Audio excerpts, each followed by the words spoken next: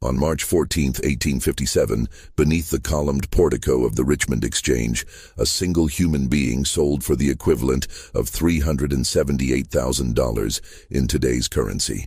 The auctioneer's gavel fell 17 times before the final bid was accepted, and when it did, 3 men in the crowd collapsed where they stood.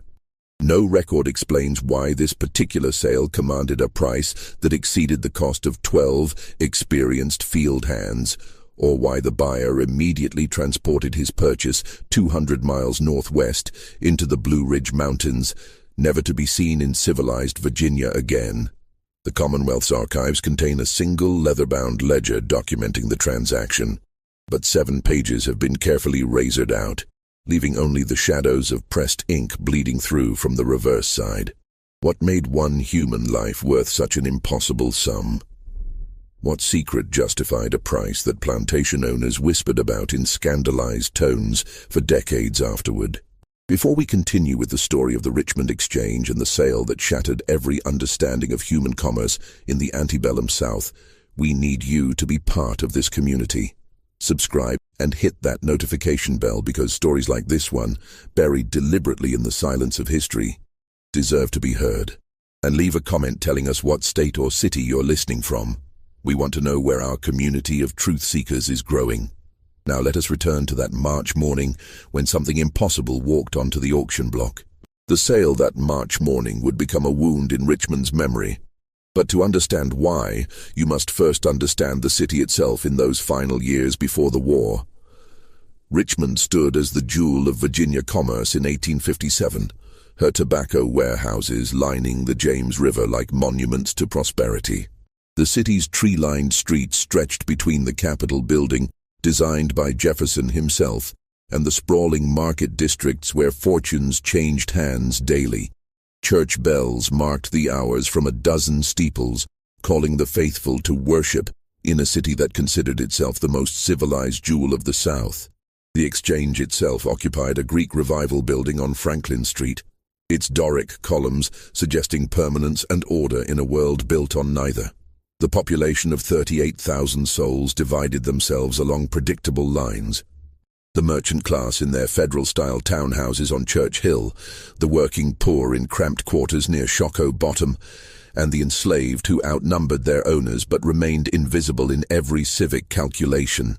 Among the city's prominent families, the Haverfields controlled the largest tobacco processing operations, while the Gresham brothers dominated the riverboat trade. But it was the auction houses that truly defined Richmond's economic character, processing more than 12,000 sales annually in a market that treated human beings as readily negotiable commodities. Thomas Fairmont operated the Exchange with ruthless efficiency. At 43, he had conducted more than 6,000 sales, his practiced voice capable of extracting maximum value from every transaction.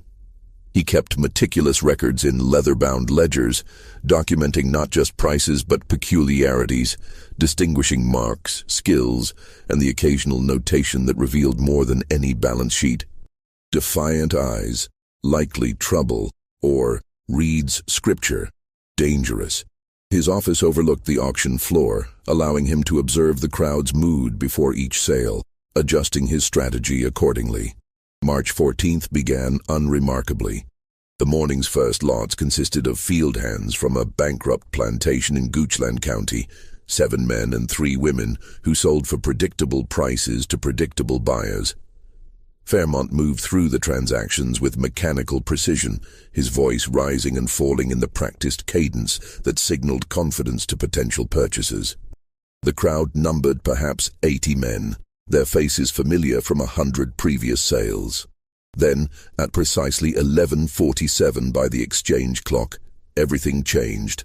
The crowd's murmur died when the side door opened and a figure emerged, accompanied by 2 men whose clothing marked them as having traveled considerable distance. Their boots carried mud from unpaved roads, and their coats bore the wear of rough country. But it was the third person who commanded every eye. She stood perhaps 5.5 feet tall, her posture rigidly erect despite the iron shackles connecting her wrists. Her skin bore the deep tan of outdoor labor, but her hands showed no calluses, no scars, none of the marks that typically accumulated on enslaved bodies subjected to plantation work. She wore a simple cotton dress, clean but unadorned, and her hair had been pulled back in a severe bun that revealed a face of unsettling composure. Her age appeared difficult to determine, somewhere between 25 and 35, but it was her eyes that caused the first whispers to ripple through the assembled buyers. They reflected no fear, no resignation, no emotion whatsoever. Fairmont descended from his platform, his expression betraying momentary confusion. He consulted briefly with the two escorts, examining papers they produced from worn leather cases. His lips moved silently as he read, and those closest to the exchange would later report that his face went pale, then flushed, then pale again. He looked up at the woman, then back at the documents, then up again, with an expression suggesting he had misread something fundamental about reality itself. When he returned to his platform, his voice carried an uncertainty that veteran auction-goers had never heard before. "Gentlemen, we have before us today an unusual lot. The seller wishes to remain anonymous, as is their legal right under Virginia statute. The property before you has been designated Lot 37, no name provided. Age estimated at 30 years. Origin undisclosed. No documented history of field work, house service, or skilled trade." A voice called out from the crowd. "What's her value then, Fairmont? Why waste our morning?" Fairmont's jaw tightened. "The opening bid has been set at $5,000. Silence crashed over the exchange like a physical force. $5,000 exceeded the annual income of most men present. It represented the cost of a prime breeding pair, or 3 skilled blacksmiths, or enough field hands to work 50 acres of tobacco. For a single woman with no documented skills or history, the price was absurd. "That's madness," someone shouted. "You've lost your sense, Fairmont." But Thomas Fairmont did not lower the price. Instead, he did something he had never done in 20 years of conducting sales. He opened the leather folder the escorts had provided and began to read aloud. "The seller provides the following attestation, sworn before a magistrate in Albemarle County on March 9th of this year. The property designated Lot 37 possesses knowledge of significant value to parties concerned with matters of agriculture, commerce, and territorial development.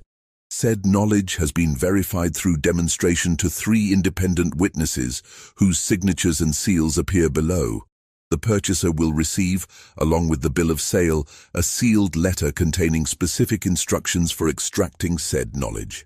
The seller guarantees the accuracy of all information obtained through proper application of these instructions." The crowd's confusion deepened into something approaching anger. Men began shouting questions simultaneously. What knowledge? What demonstration? What instructions? Fairmont raised his hand for silence, then continued reading, his voice growing quieter with each word. "The seller further states that attempts to force disclosure through ordinary interrogation will prove futile. The property has been conditioned through methods both legal and effective to reveal information only under circumstances detailed in the sealed letter. The seller accepts no responsibility for consequences arising from improper handling of the property or failure to follow provided instructions." He looked up, his face grave. "The opening bid remains $5,000. "Do I hear 5,000? For a long moment, no one spoke.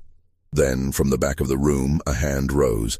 The man attached to it wore the plain clothes of a Western Virginia farmer, his face weathered by mountain winds. 5,000, he said simply.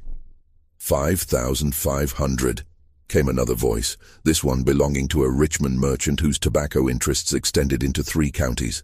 What followed next would be discussed in hushed tones for years afterward. The bidding escalated with a speed that defied every convention of auction economics. 6,000, 7,000, 8,500. Men who had come to purchase field hands found themselves competing for something they could not name, driven by the guarantee of knowledge so valuable that someone would swear to its worth before a magistrate. The woman on the platform never moved, never spoke, her eyes fixed on some invisible point beyond the assembled crowd. At $12,000, only 4 bidders remained. At $15,000, 2. The Western Virginia farmer and a man whose identity nobody present could determine, his face shadowed by a wide-brimmed hat, his voice calm despite the staggering sums he proposed. $16,000, said the farmer, his voice cracking. $20,000, replied the stranger without hesitation. The crowd gasped. $20,000 exceeded the value of most working plantations, with land, buildings, livestock, and enslaved workers included. For a single human being, it represented a price beyond all reason. The farmer stood silent for a long moment, his face twisted with something between anger and despair. Then he turned and pushed his way through the crowd, disappearing into the March sunlight. The stranger stepped forward, producing from his coat a bank draft that caused even Fairmont's experienced hands to tremble as he accepted it. The transaction took 43 minutes to complete. Legal documents were signed, witnessed, and sealed. The bank draft was verified by a courier dispatched to the Bank of Virginia on Main Street.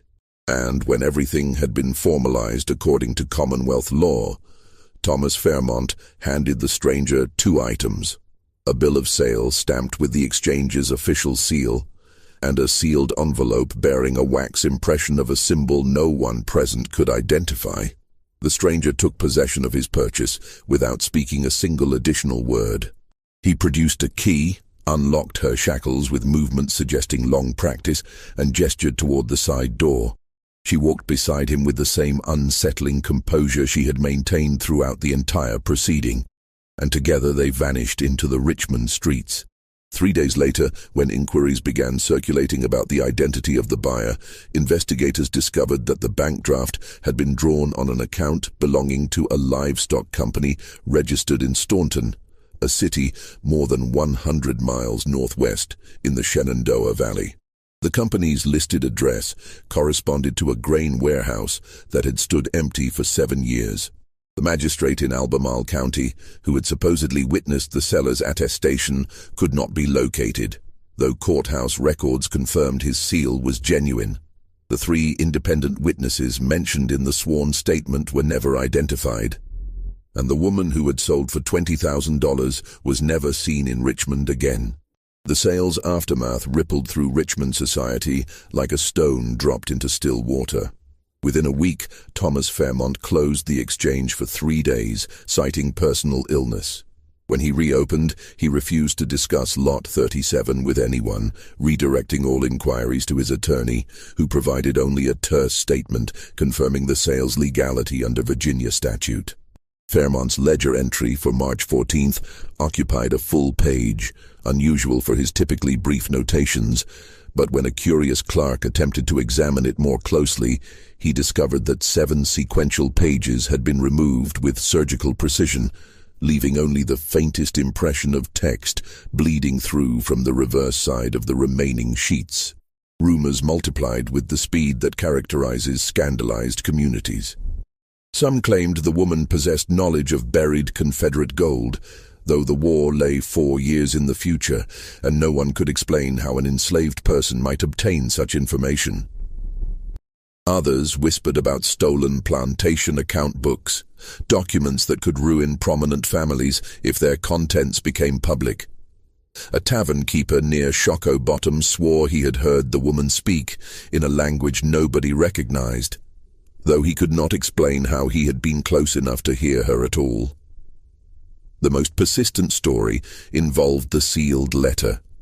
According to this version, passed from merchant to merchant in hushed conversations, the instructions detailed a specific ritual involving isolation, darkness, and questions posed in a particular order. The woman would answer only if these conditions were met exactly, and her responses would reveal locations of something valuable, perhaps mineral deposits or forgotten land surveys that could alter property boundaries worth thousands of dollars. Some claimed she was a surveyor's daughter who had memorized her father's secret maps before his death. Others insisted she had worked in a cartographer's office and stolen information about Western territories before Oklahoma and Kansas had been properly mapped. But the stories that gained the most traction involved the three men who had collapsed during the auction. One, a tobacco factor named William Drucker, recovered consciousness within minutes and departed the exchange without explanation. The second, a riverboat captain called Nathaniel Cross, required assistance to reach his home on Clay Street, where he locked himself in his study and refused visitors for a week. The third man, whose name no records preserved, was carried out by friends and never appeared in Richmond society again, though some claimed to have seen him months later in Petersburg, his hair gone white and his hands shaking uncontrollably whenever someone mentioned the exchange. The most intriguing development came 6 weeks after the sale, when a Richmond Dispatch reporter named Charles Whitfield decided to investigate the transaction for a feature article. Whitfield was known for his tenacity and his ability to extract information from reluctant sources. He began by examining courthouse records in Albemarle County, searching for the magistrate's attestation. He found the seal impression in the record books, but the corresponding document had been filed in a section restricted to judicial review, inaccessible to public inquiry. When he pressed the court clerk for information, he received only a cold stare and a warning that some records remained sealed for good reason.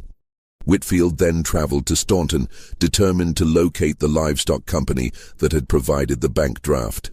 The warehouse at the registered address stood exactly as described, empty, its windows boarded, its door secured with a chain and padlock that showed fresh scratches suggesting recent opening.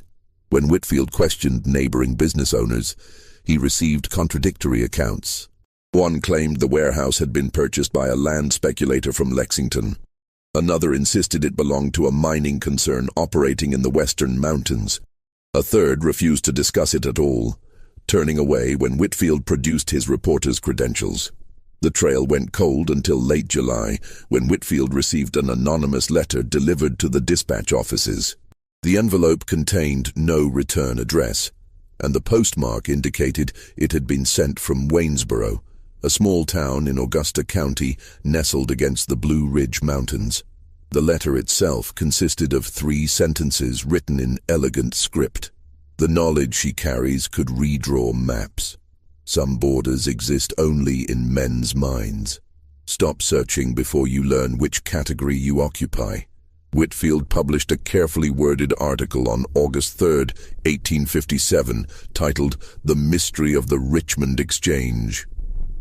He described the unusual sale, the astronomical price, and the sealed letter, but he drew no conclusions and named no names beyond those already public. The article appeared on page 7 of the Dispatch, between advertisements for patent medicines and notices of estate sales. It generated modest local interest, but no significant response. 3 days after publication, Charles Whitfield failed to arrive at the Dispatch offices for his morning shift. His landlady reported that his room appeared undisturbed, his clothes and possessions untouched, but Whitfield himself had vanished. A police investigation produced no evidence of foul play. His bank account showed no unusual withdrawals. His friends and colleagues could offer no explanation. After 6 weeks, the investigation was quietly closed, and Charles Whitfield joined the growing list of people connected to Lot 37 who had simply ceased to exist in any verifiable way. The years that followed brought war to Virginia, transforming Richmond from a prosperous commercial center into the capital of the Confederacy. The Exchange building served as a military depot during the conflict, then stood abandoned during Reconstruction, its auction floor silent, its records boxed and stored in a courthouse basement where they gathered dust alongside thousands of other documents deemed no longer relevant to a changed world. Thomas Fairmont died in 1869, his estate passing to a nephew who sold the Exchange building to a textile company. The nephew reported finding, among his uncle's effects, a locked iron box that Fairmont's will specifically instructed must be thrown into the James River unopened. The nephew complied, though he later admitted to friends that the box had been surprisingly heavy, as though filled with lead type or printing plates. But the story refused to die completely. In October 1873, a former Confederate officer named Daniel Vaughan published a memoir of his wartime experiences. Among the anecdotes about battles and campaigns, he included a curious passage about a conversation he had overheard in the winter of 1863 while recovering from wounds in a Richmond hospital.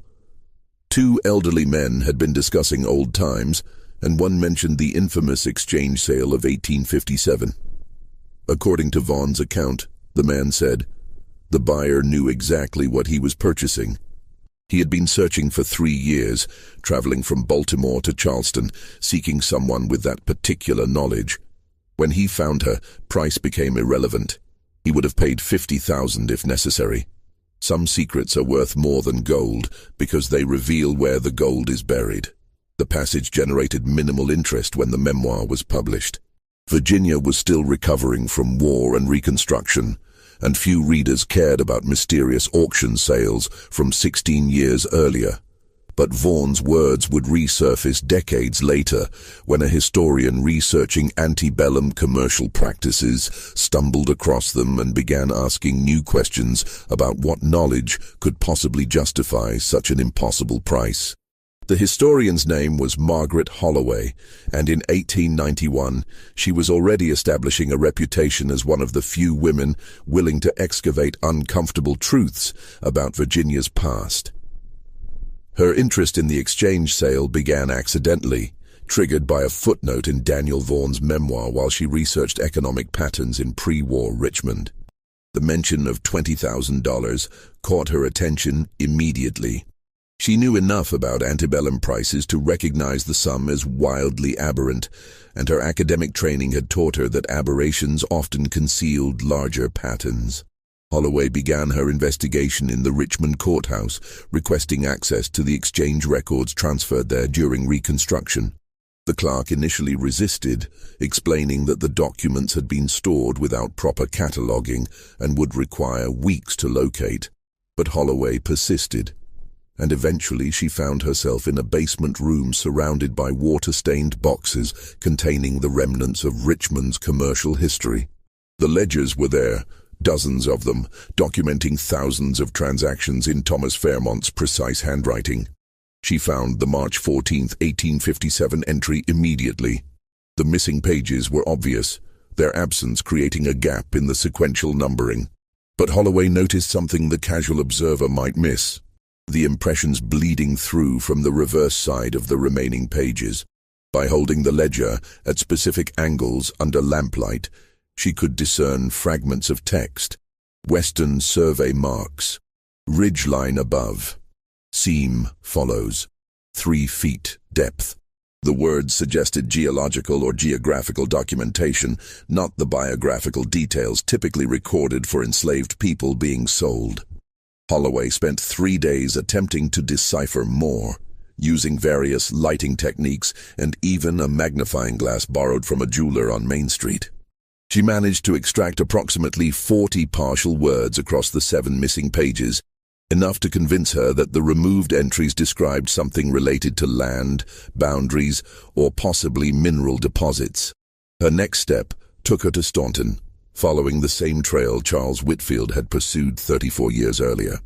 The warehouse had been demolished in 1885, replaced by a hardware store whose owner had no knowledge of previous occupants. But Holloway was more thorough than Whitfield. She examined property transfer records at the Augusta County Courthouse, tracing the warehouse's ownership backward through multiple transactions. The chain of title revealed a pattern. The building had changed hands 7 times between 1857 and 1885, each transfer occurring within months of the previous one, and each new owner listing an address in a different Virginia county. The final owner before demolition was recorded as a trust administered by an attorney in Charlottesville. But when Holloway attempted to locate this attorney, she discovered he had retired in 1887 and moved to Philadelphia, leaving no forwarding address. Dead ends accumulated. Every promising lead dissolved into confusion or silence. Holloway began to suspect deliberate obfuscation, a coordinated effort to erase any trail connecting back to the original transaction. But she possessed a researcher's stubbornness, and in November 1891, she experienced a breakthrough that would reshape her entire investigation. While examining tax records in Albemarle County, searching for any properties associated with the mysterious livestock company, Holloway discovered an unusual land transfer dated April 1857, 1 month after the exchange sale. A tract of 240 acres in the Blue Ridge Mountains, near a place called Swift Run Gap, had been purchased by a buyer listed only as J. Marlowe, agent. The price recorded was $12,000, a substantial sum for mountain land generally considered unsuitable for cultivation. More significantly, the property's legal description included a peculiar notation: bounded on north by granite outcrop bearing survey mark 1749, on south by creek branch following limestone formation, on east by ridge line above coal seam exposure. The geological specificity caught Holloway's attention immediately. Most land descriptions of the period relied on trees, streams, and other easily identifiable markers. This description suggested someone with detailed knowledge of the property's subsurface characteristics, the kind of knowledge that would require either geological survey or first-hand mining experience. Holloway traveled to Swift Run Gap in December 1891, a difficult journey requiring 2 train connections and a final stagecoach ride into mountain country that seemed untouched by the approaching 20th century. The property described in the tax records lay 3 miles from the nearest settlement, accessible only by a narrow track that wound through dense forest. She hired a local guide named Samuel Fletcher, a man in his 60s who had been born in these mountains and knew every hollow and ridge. Fletcher listened to Holloway's description of the property, then nodded slowly. "You mean the Marlowe place? Abandoned near 20 years now. Nobody goes there. Strange history to that land." When Holloway pressed him to elaborate, Fletcher's expression grew cautious. "My father worked a claim nearby, back in the 50s. He remembered when Marlowe arrived with a woman, built a cabin up there, kept to themselves completely. Stayed maybe 3 years, then one spring they were just gone. Cabin stood empty until it fell to ruin. But there's more to it than that." He paused, clearly uncomfortable continuing. Holloway waited, understanding that silence often extracted confessions better than questions. During those 3 years, Marlowe hired local men periodically. Day labor, digging work mostly. "My father took one such job in 1858. Said Marlowe paid well but insisted on strange conditions. The men worked in shifts, never more than 2 at a time, and Marlowe always had the woman present during the work. She would stand nearby, sometimes pointing, sometimes speaking quietly to Marlowe, guiding where they should dig. My father said they uncovered a coal seam, quite substantial exactly where she indicated. Later heard similar stories from other men who took Marlowe's employment. They would dig at spots she selected and always found something valuable. Iron ore deposits, limestone formations useful for building, or underground springs that could power machinery." Holloway felt her pulse quicken. "Did your father ever speak with this woman directly?" Fletcher shook his head. "Marlowe never permitted conversation with her. She communicated only with him, and he relayed any necessary instructions to the workers. But my father said she had eyes like someone looking through you at something beyond. And when she pointed to where digging should occur, men had learned not to question. She was never wrong. If you're finding this story as disturbing as we are, you're exactly the kind of person who belongs in this community. Hit that like button to help others discover this mystery, and leave a comment with your thoughts about what knowledge this woman might have possessed. Was it genuine geological expertise, or something else entirely? Share your theories below. Let's continue into the mountains where this impossible secret was finally put to use.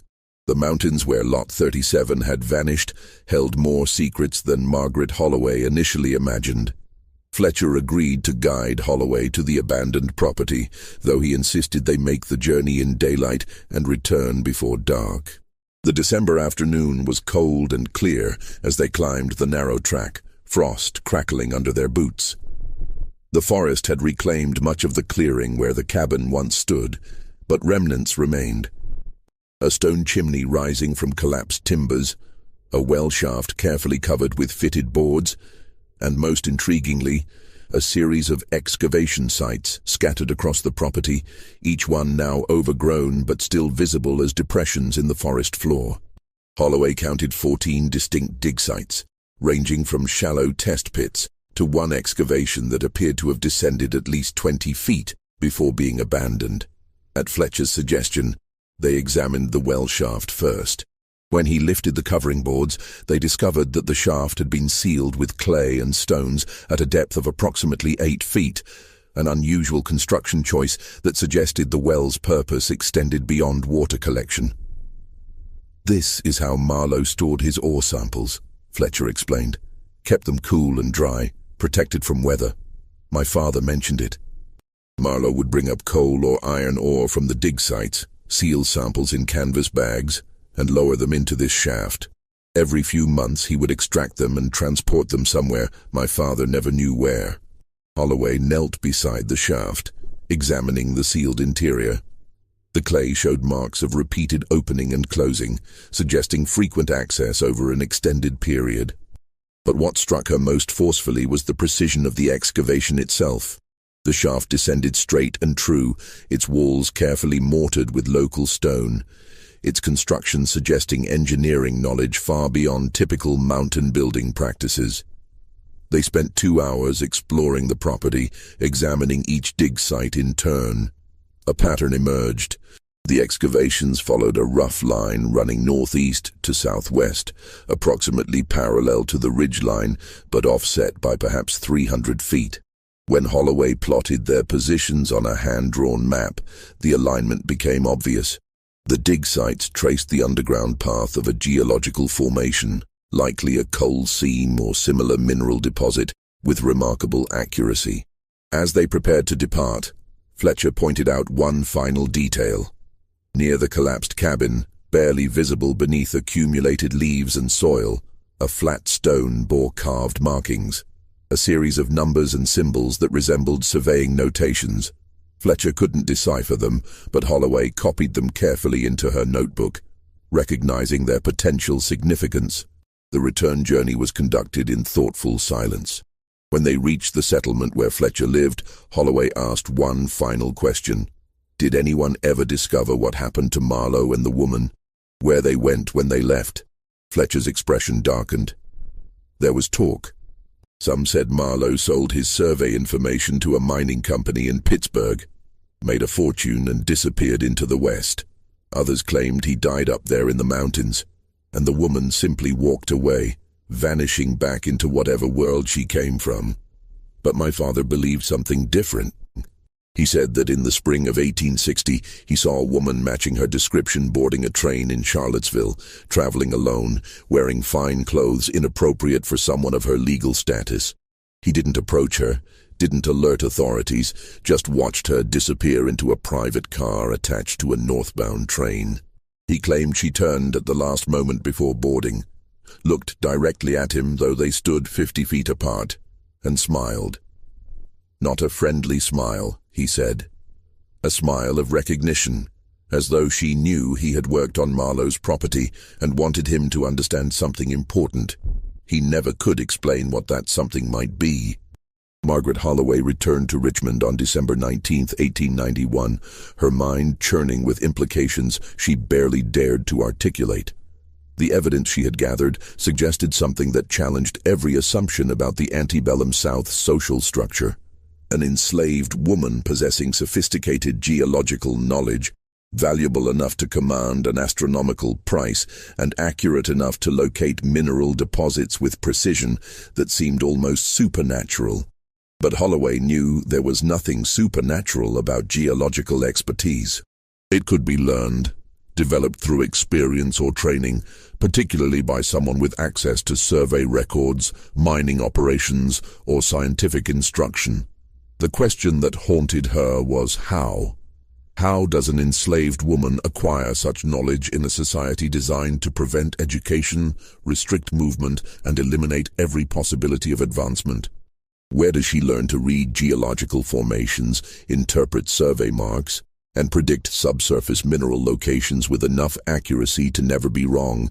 According to Fletcher's father's account, Holloway spent January and February of 1892 pursuing a new line of investigation. She examined records of geological surveys conducted in Virginia during the 1840s and early 1850s, searching for any mention of enslaved labor being used in survey parties. The Virginia Geological Survey, established in 1835, had employed numerous field teams to map the state's mineral resources, and Holloway knew that these teams often hired local labor, both free and enslaved, to assist with physical work, carrying equipment, digging test pits, processing ore samples.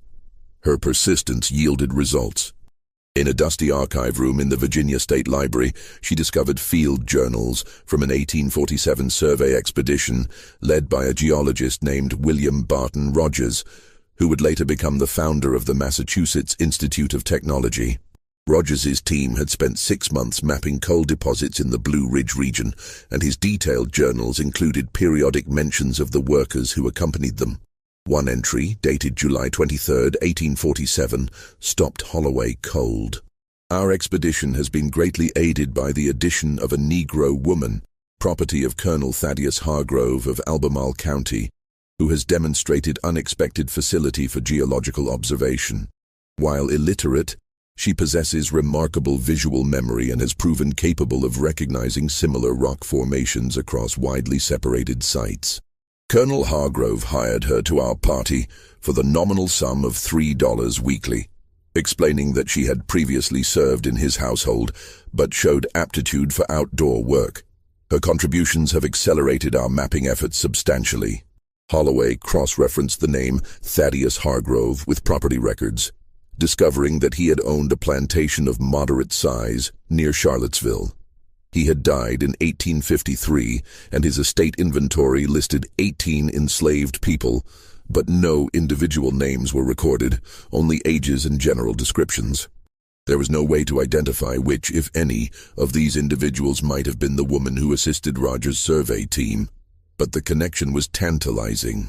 If Rogers's expedition had employed this woman for 6 months in 1847, she would have been exposed to systematic geological training, observing professional survey techniques, learning to recognize mineral deposits, understanding how subsurface formations could be predicted from surface indicators.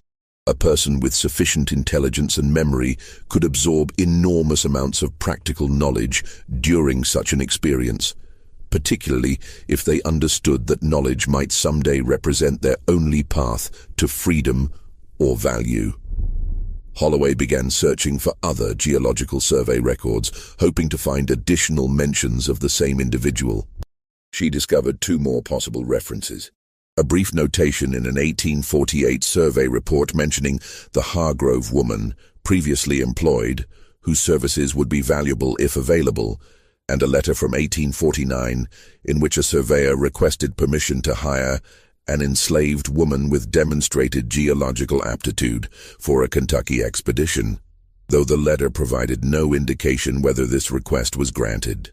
The pattern suggested something extraordinary: a woman who had somehow acquired valuable technical skills through circumstances that violated every social convention of her time, who had then been removed from plantation labor and employed in scientific work, accumulating knowledge that would eventually make her worth an impossible sum on the Richmond Exchange auction block.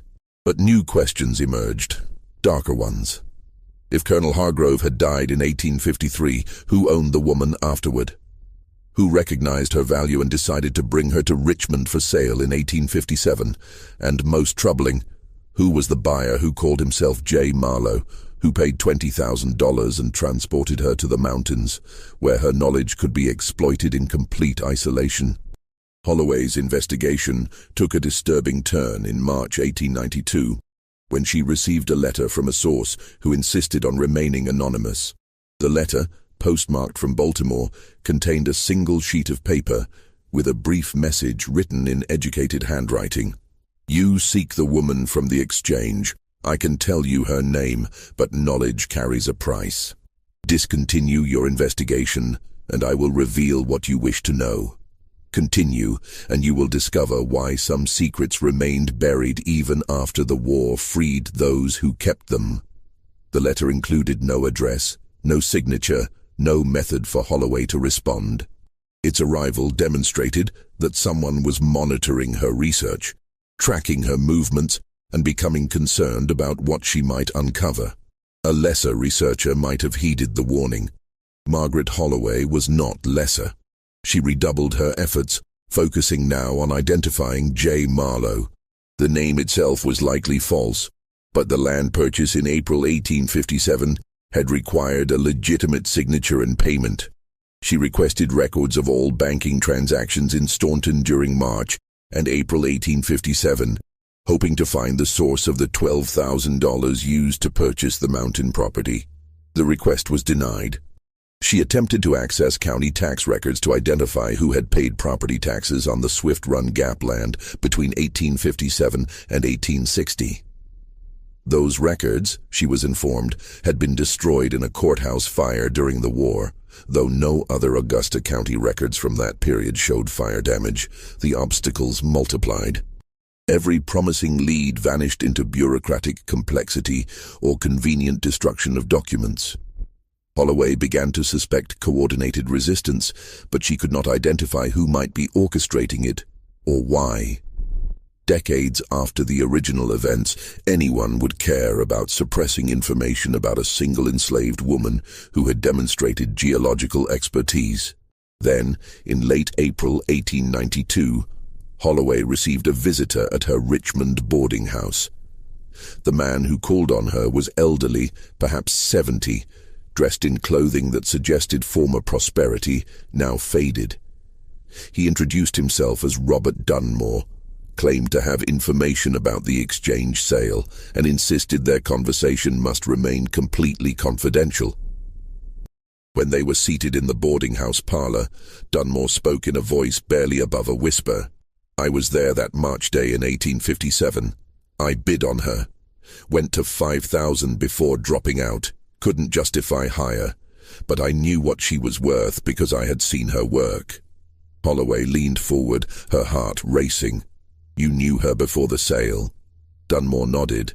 "I was a mining engineer in those days, working for a company surveying Western Virginia for coal and iron deposits. In the summer of 1856, we hired day labor from various plantations, needed men to dig test pits. One property owner sent a woman instead, said she was more valuable for our purposes than any field hand. We were skeptical, but the owner was insistent, so we took her for a week's trial." He paused, his expression suggesting he still struggled to believe what he was remembering. "Miss Holloway, I have worked with professional geologists from European universities. I have consulted with mining engineers trained at the best technical schools. That woman possessed more practical geological knowledge than any of them. She could read a landscape the way you or I read a newspaper. Stand her on a ridge, let her observe the rock formations, the vegetation patterns, the way water drained, and she would tell you exactly what lay beneath the surface. Coal seams, iron ore, limestone formations suitable for quarrying. She was never wrong. Not once in that entire week did her predictions fail to match what we found when we dug." Holloway's mind raced. How did she communicate this knowledge? She couldn't read or write, or so we believed, though I had doubts about that. She would point and speak simply, "Dig here, 8 feet depth, you will find coal of good quality," or, "This ridge continues south. Iron ore follows it, accessible at 20 feet. We would dig, and by God, there it would be, exactly as she described." What happened after that week? Dunmore's expression darkened. Our company wanted to hire her permanently, offered her owner substantial monthly payments. He refused. We pressed him, explained how valuable she could be, how much profit her knowledge could generate. He became angry, defensive, said we understood nothing about the situation. He ended the conversation and withdrew her from our employment immediately, but word spread among people in the mining industry.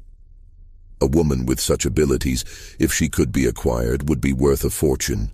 Several companies began making inquiries trying to identify who owned her, hoping to negotiate terms. And someone succeeded. Dunmore nodded slowly. Whoever brought her to Richmond for sale knew exactly what they possessed. That sealed letter Fairmont mentioned, the instructions for extracting knowledge, that was a performance theater designed to drive up the price. The woman didn't need special rituals or darkness or any of that nonsense. You just had to take her to the land you wanted surveyed, let her observe and listen when she spoke. Simple as that.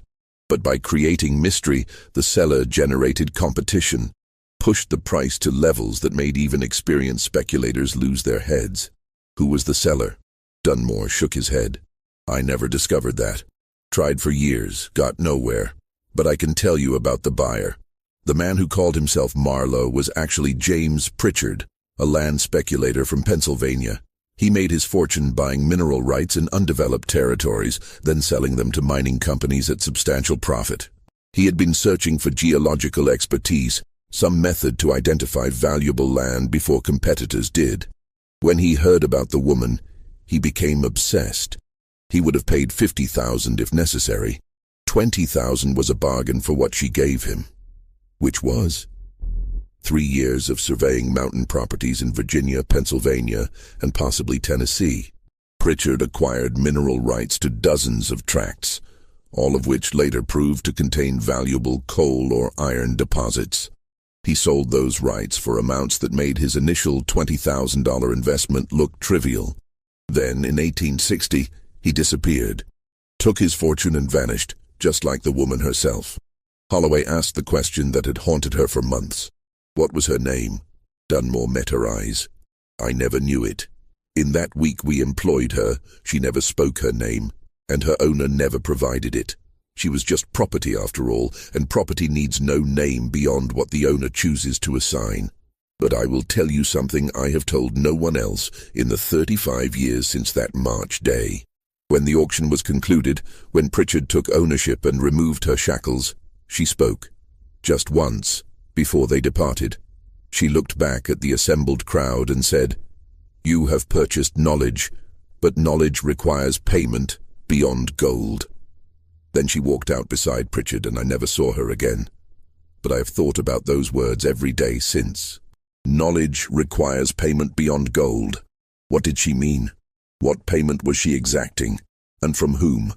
Margaret Holloway never published her research.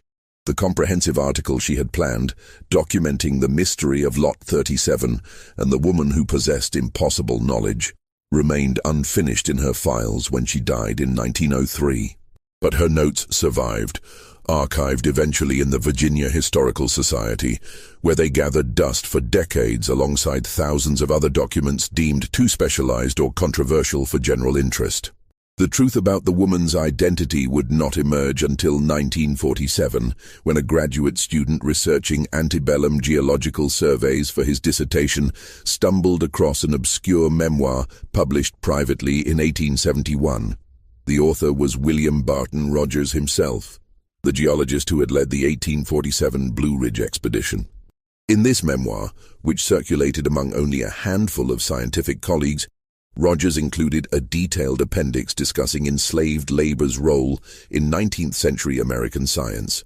Among his observations, Rogers wrote candidly about the ethical complexities of employing enslaved people in scientific work.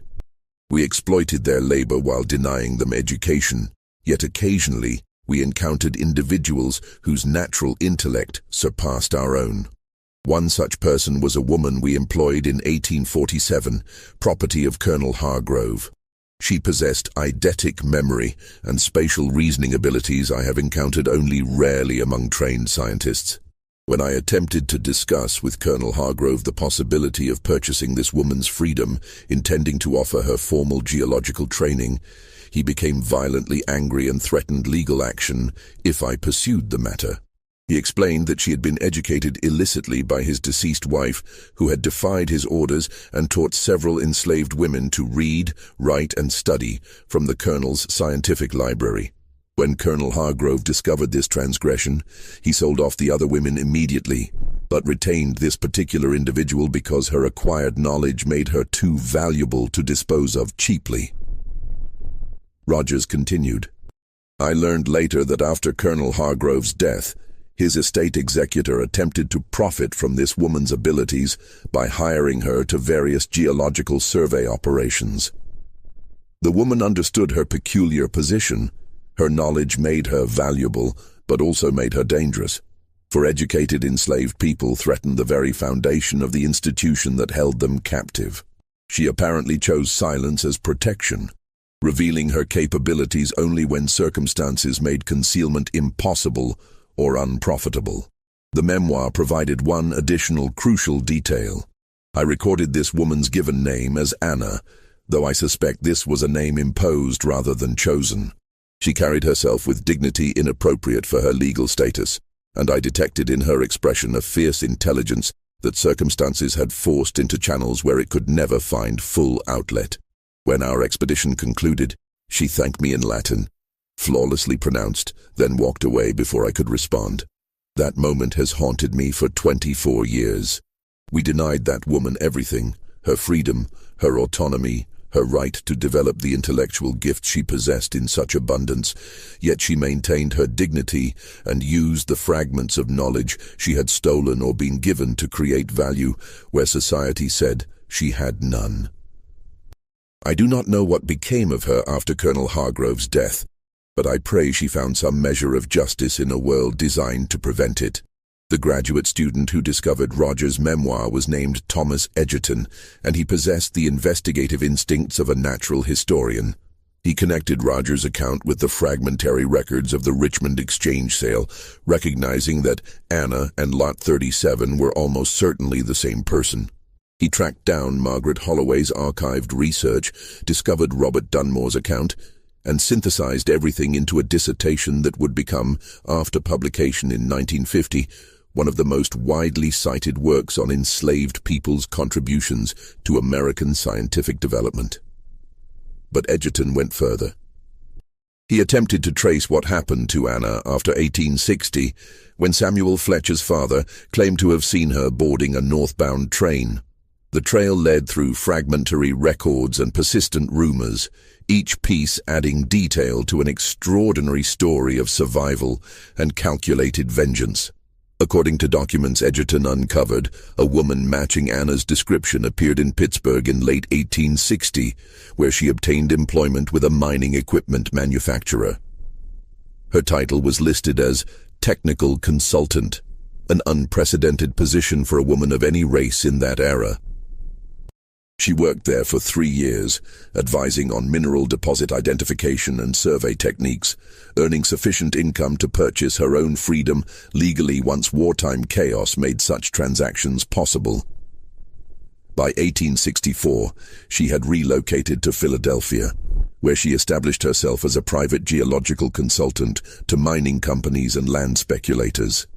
What makes Anna's post-war career remarkable is not merely that she succeeded in a field dominated entirely by white men, but how she succeeded. Egerton discovered correspondence suggesting that Anna maintained detailed records of everyone who had profited from her enslaved labor. The survey companies that hired her, the plantation owners who rented her expertise, the speculators who purchased her knowledge while denying her humanity. Once free, she systematically undermined many of these men's business interests by providing competing companies with superior geological intelligence, always at prices slightly lower than what her former exploiters charged. Several mining operations that had prospered using Anna's enslaved expertise collapsed into bankruptcy within 5 years of her emancipation, their downfall engineered with surgical precision by the woman whose knowledge they had stolen. The most devastating revenge involved James Pritchard, the man who had purchased her for $20,000 in 1857. Pritchard had built a mining empire on Anna's geological surveys, acquiring mineral rights across Appalachia. But in 1869, he made a crucial error. He attempted to hire Anna directly, apparently unaware that she was the same woman he had purchased and exploited years earlier. Anna accepted the employment, conducted a thorough survey of Pritchard's newest acquisition, a property in Pennsylvania's coal country, and provided him with a detailed report indicating vast coal deposits at accessible depths. Pritchard invested his entire fortune in developing the property based on Anna's survey. The coal deposits existed exactly where she indicated, but what Anna's report failed to mention was that the seams were contaminated with sulfur at levels that made the coal commercially worthless. By the time Pritchard discovered this, he had spent everything, and his creditors foreclosed on his mining empire. He died in poverty in 1874, having lost the fortune he built on the back of Anna's enslaved labor. Edgerton's research suggested Anna lived until at least 1892, possibly longer. She never married, maintained no permanent residence, and disappeared periodically for months at a time, presumably conducting survey work in remote locations. The last confirmed reference to her appears in an 1892 Philadelphia business directory, where she is listed as A. Hargrove, geological consultant. The use of her former owner's surname, a bitter irony that may have been deliberate mockery of the man who had both educated and enslaved her. But perhaps the most extraordinary detail in Edgerton's account concerns the sealed letter. The mysterious instructions for extracting Anna's knowledge that Thomas Fairmont referenced during the 1857 auction. According to a source, Edgerton identified only as a descendant of the estate executor who sold Anna in Richmond. The sealed letter contained exactly 3 sentences. "This woman possesses knowledge acquired through means that violated Virginia law. She will share that knowledge only if treated with respect and compensated fairly. Fail in either obligation, and you will find that knowledge can be a weapon more devastating than any physical force." The letter was not instructions for extracting knowledge. It was a warning that Anna herself had dictated, forcing her seller to include it as a condition of the auction. She had ensured that whoever purchased her understood exactly what they were buying. Not a passive repository of geological data, but a woman who knew her own value and would make her new owner pay for that knowledge in ways that extended far beyond the $20,000 purchase price. Thomas Edgerton's dissertation, "The Geologist Who Could Not Be Free, Anna and the Economics of Enslaved Expertise," was published in 1950 by the University of Virginia Press. It sold modestly, attracting primarily academic readers interested in the intersection of slavery, science, and American economic development. The book received respectful reviews in historical journals, won no major awards, and gradually faded from prominence as newer scholarship emerged. But among a small community of researchers focusing on enslaved people's intellectual contributions to American development, Edgerton's work became foundational. It demonstrated conclusively that enslaved people had participated in scientific endeavors at levels previously unrecognized, that some had acquired sophisticated technical knowledge despite systematic efforts to prevent education, and that the intellectual property produced by enslaved labor had enriched countless white Americans who never acknowledged the source of their prosperity. Anna's story also raised uncomfortable questions about how knowledge itself can become a form of bondage. She had been educated against her owner's wishes, then found that education transformed her from a household servant into a commodity worth $20,000. Her knowledge gave her value but not freedom. Even after emancipation, she remained trapped by circumstances, unable to claim credit openly for her geological expertise because doing so would reveal her former enslaved status and destroy her credibility in a white-dominated profession. She had to operate from the shadows, using her knowledge as a weapon against those who had exploited her, because open acknowledgement would have invited either ridicule or violent suppression. The Richmond Exchange Building, where Anna stood on that March morning in 1857, was demolished in 1953 to make way for a parking garage. No historical marker commemorates the location, and few Richmond residents today know that anything significant occurred there. The leather-bound ledgers documenting thousands of antebellum sales, including Lot 37, remain archived in the Virginia State Library, available to researchers by appointment but rarely examined. The 7 missing pages have never been recovered, and speculation continues about what information Thomas Fairmont considered necessary to destroy. Samuel Fletcher's family maintained their homestead in the Blue Ridge Mountains for 3 more generations before selling the property to a logging company in 1941.